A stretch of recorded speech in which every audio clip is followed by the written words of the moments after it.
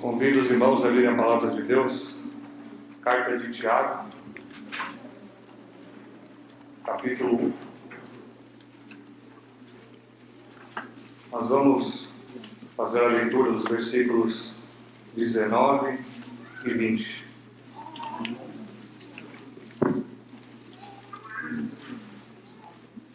Carta de Tiago, capítulo 1, versículos 19 e 20.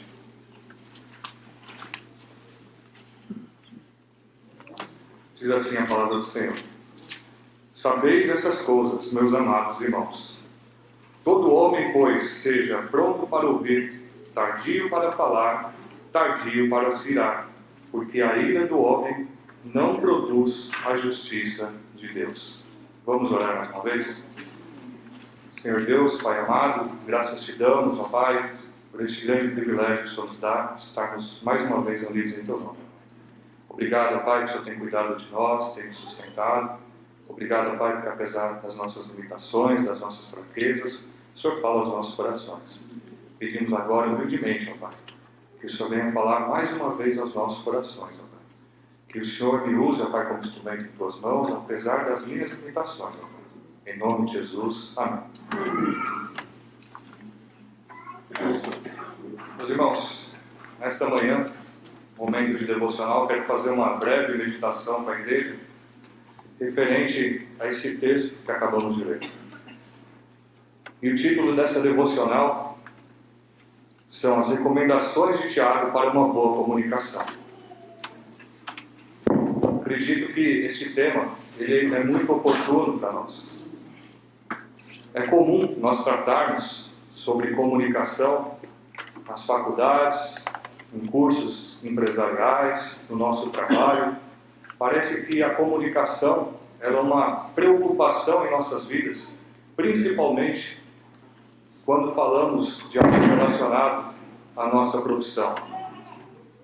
Porém, irmãos, nós sabemos que como cristãos, nós temos que zelar por tudo aquilo que o Senhor nos dá, independente do momento, independente da área. Afinal, nós não temos uma vida secular que não seja relacionada à nossa vida familiar, que não seja relacionada à nossa vida na igreja. A nossa vida, ela tem que ser única, o nosso testemunho tem que ser único, independente da situação. E nesse texto que nós acabamos de ler, Tiago está trazendo algumas recomendações às 12 tribos que estavam na dispersão. E impressionante como esse texto é atual para os nossos dias. E olha que quando essa carta foi escrita, ainda não existia telefone celular, não existiam redes sociais, não existiam tantos outros meios de comunicação que nós temos hoje. A comunicação nessa época, ela era olho no olho, era uma comunicação realmente pessoal. Eu acredito que hoje esse tema ele se torna ainda mais difícil por conta do mundo que vivemos, por conta da correria que nós temos e por conta de tantos meios de comunicação que usamos. Então, meus irmãos, eu quero, nesta manhã, fazer uma breve meditação sobre esses conselhos que Tiago está dando às 12 tribos. O primeiro ponto que nós vemos aqui, no versículo 19, na segunda parte: todo homem, pois, seja pronto para ouvir. Esse é o primeiro conselho que Tiago dá referente a uma boa comunicação. E o que é esse ser pronto para ouvir, meus irmãos? Ter rapidez para ouvir. A nossa prioridade na comunicação, em primeiro lugar, é ouvir.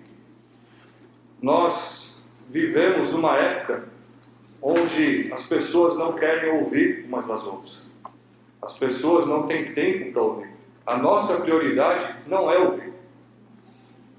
É comum hoje em dia muitas pessoas buscarem psicólogos, psicanalistas, pessoas especializadas para ouvir. Tamanha a carência que nós temos em relação a isso. E Tiago coloca esse ponto como primeiro em relação à comunicação. Como eu já comentei aqui, A época que nós vivemos, com tantos meios de comunicação, esse ouvir, ele é um desafio ainda muito maior. Afinal, quando nós recebemos uma mensagem, um WhatsApp, uma mensagem, um e-mail, enfim, qualquer mensagem que nós não temos a oportunidade de estarmos olho no olho, essa mensagem ainda dá uma margem para interpretação. Muitas vezes nós estamos entendendo uma coisa e a pessoa que escreveu aquilo, ela quis dizer outra. Então o desafio de saber ouvir, ele se torna ainda maior. A minha geração foi ter acesso a esses meios de comunicação já na juventude. Hoje as nossas crianças já têm acesso. E aí, meus irmãos, traz uma preocupação ainda maior. Como será a geração das nossas crianças, a geração futura, em relação a saber ouvir? Deixando claro que eu não sou contra a tecnologia, meus irmãos. Inclusive eu trabalho na área de tecnologia. Tecnologia é uma bênção. Eu não estou aqui, meu objetivo não é criticar a tecnologia. É uma bênção sabendo usar. É uma bênção quando nós precisamos nos comunicar com parentes, com amigos que estão distantes e temos essa oportunidade de, em tempo real, nos comunicar. Mas a comunicação virtual, ela não deve substituir a comunicação real. Sempre que tivermos essa oportunidade de conversarmos com a nossa família, conversarmos com os nossos amigos, se tivermos a oportunidade de fazer isso olho no olho, ela é muito melhor. Então, meus irmãos, primeiro ponto que Tiago coloca nessa carta, nós devemos ser prontos para ouvir. Então, para deixar bem claro, a boa comunicação, ela começa no ouvir. O segundo ponto que Tiago coloca na carta, é que nós devemos ser tardios para falar. Meus irmãos, quantas vezes nós entramos em uma reunião ou em uma conversa já sabendo o que a gente vai falar antes de ouvir? Ou pior ainda, a pessoa está falando, a gente simplesmente não está nem prestando atenção, não está nem escutando, a gente está preocupado em responder, preocupado em falar, preocupado em colocar a nossa posição.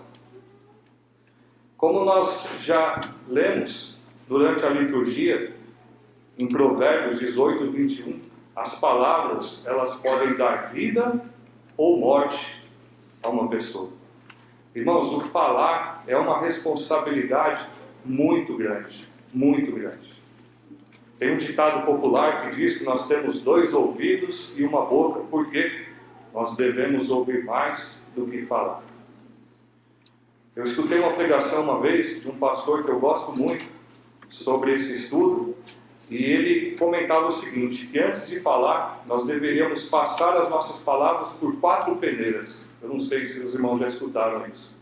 Quais são essas peneiras? Primeiro, o que eu vou falar é verdade? Segundo, se o que eu vou falar é oportuno, mesmo sendo verdadeiro, estou no momento certo para falar aquilo. Terceiro, se o que eu vou falar vai edificar aqueles que escutam. E quarto, se aquilo que eu vou falar vai transmitir graça àqueles que estão ouvindo. Vocês imaginem se tudo aquilo que nós fôssemos falar, nós passássemos por essas 4 peneiras. Com certeza, muito daquilo que nós falamos no nosso dia a dia, a gente deixaria de falar. A gente falaria muito menos. Mas, como consequência, aquilo que nós falaríamos trazeria vida para as pessoas e não morte. Meus irmãos, como eu já disse, o falar é uma responsabilidade muito grande. Afinal, aquilo que nós falamos não volta atrás. Aquilo que nós falamos, os efeitos daquilo, as consequências daquilo que nós falamos, não voltam atrás. Então, por isso que Tiago coloca essa segunda recomendação, que nós devemos ser tardios em falar. E na sequência, o Tiago coloca a terceira recomendação. Nós devemos ser também tardios para se irar. Tardios para se irar. Não é à toa que esse tardio para se irar vem como uma terceira recomendação antes do ouvir e antes do falar. A ira, ela tem que ser tratada com reflexos lentos, meus irmãos. A maior demonstração de força está no autodomínio e não no domínio sobre os outros. Para nos ajudar, vamos ler Provérbios 16, 32. A palavra de Deus, em Provérbios 16, 32, diz: melhor é o longânimo do que o herói da guerra, e o que domina o seu espírito do que o que toma uma cidade. Longânimo, meus irmãos, é uma pessoa de extrema paciência. Longânimo não é aquela pessoa que domina as outras, mas sim a que tem o autodomínio. Eu confesso aos irmãos que, preparando essa devocional durante a semana, foi um desafio muito grande. Essa foi uma semana muito difícil no meu trabalho, muito difícil mesmo. Eu participei de várias reuniões onde ficava muito claro as pessoas querendo uma dominar a outra, seja através do poder, seja através das palavras, reuniões onde ninguém queria escutar ninguém, reuniões onde as pessoas já entravam ali sabendo o que tinham que falar, cada uma com o seu objetivo. E a minha vontade também era entrar nessa situação, principalmente quando tinham coisas que eram ditas ali que não eram verdade. O meu desejo era ir no mesmo nível de todos nessas reuniões. E nessa hora, meus irmãos, eu fui grandemente confrontado. Grandemente confrontado. Nesse mesmo trecho que nós lemos, no versículo 20, mostra a consequência da ira. Porque a ira do homem não produz a justiça de Deus. Meus irmãos, a questão da ira, além de fazer mal para nós, fazer mal para o nosso espírito, fazer mal até para a nossa saúde em algumas situações, ela não produz a justiça de Deus. Nós temos que tomar muito cuidado em relação à questão da ira. Nós sabemos que as pessoas reagem de forma diferente, cada uma tem uma forma de agir em relação a ele. Algumas pessoas, elas não demonstram que estão iradas. Quem não conhece direito até acha que está tudo bem, mas por dentro elas estão sofrendo, aquilo está fazendo mal. Enquanto outras, elas não se preocupam em esconder e realmente demonstram e explodem e trazem danos, às vezes, muito grandes em relação àqueles que estão juntos, sabe? Mas o importante é nós pensarmos que a ira não produz a justiça de Deus. Nós temos que realmente buscar ser longânimos. Nós temos que fazer tudo aquilo que tiver ao nosso alcance para não nos irarmos.